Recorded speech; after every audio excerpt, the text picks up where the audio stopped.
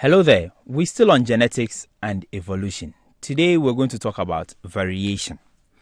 In our previous lesson, we talked about selective breeding, where we only ensure that the desired characteristic, a characteristic we desire, is seen in all the organisms that are allowed to reproduce. This reduces variation. So, what is variation then? Now, the presence of differences between living things of the same species is called variation. Now, over here we see several rabbits. These rabbits are different in sizes, in color. Okay? They are different in sizes and in color.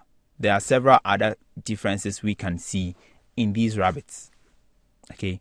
Now, variation between different species is usually greater than variation within species.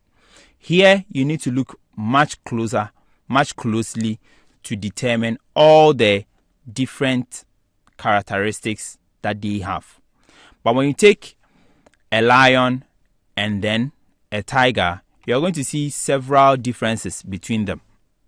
When you take a human being and then a chimpanzee, you're going to see several differences between us. But when you take two different human species, two different humans, it is going to be very hard to see wider margins of variation in between them. Okay?